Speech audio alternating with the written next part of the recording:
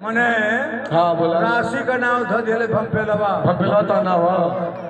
मने इशारा हमारी बात को कहले भाई बहुत सॉरी भाई देखा हम दोगलन की तरह बात ना करें भाई दोगला तो हो जेबे ए समझा दे अब तो हमारी और ताकत नहीं अरे तोरी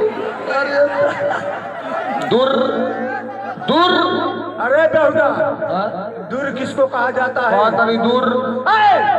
दूर के कहा जाला अरे बहुत अभी दूर अरे भाई दूर किसको कहा जाता है कुत्ता को हम कुत्ता है रे बेवकूफ अरे मदद पकड़ा ले तू खूब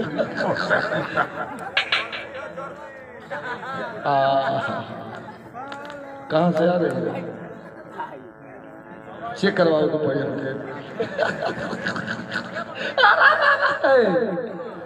ये जो तेरी बाल है जैसे भागत ये बसा थे का रे भवाई लगे अनिल बाबू का नाम ना छुआ ये जो तेरी बाल है मर्दों की फंसाने की जाल है ये जो तेरी बाल है मर्दों की फंसाने की जाल है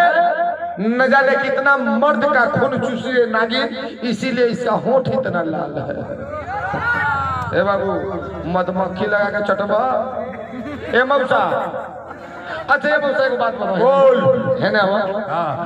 है ना एगो बात बताइए ईमानदारी बताइए बता कसम तोरी जवानी का हाँ बोल कसम तोरी मऊआ मऊगा का कहा मऊआ हाँ बोल ऐसन चीज कभी जवानी में पहले लगा अरे पतो ही लगे रे फोसाड़ी अबे तक कहले कि अबे तो अबे कहला सना ए हमके ताकत ना हो देखा करीबो इनका अरे तू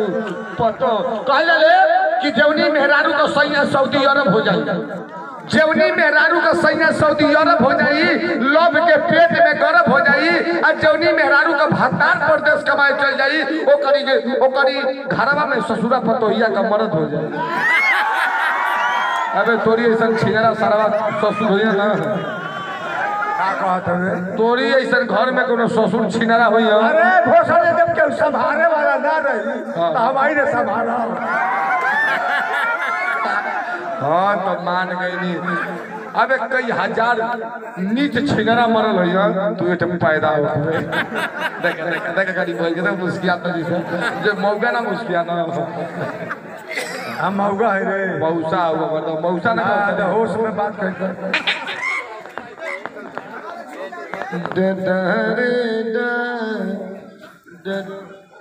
देख हम हाथ हमेशा ढीला जाएगा चाहिए काहे कि हम हाथे पे हर बात डडहरी ड तनी से सटल आवल कर हम डडहरी डरी डरी अरे साली आए कैसे मिले कर टेंशन लगाना लगा तो शरीर में आग लग जाए काम उसा Subscribe now. Press the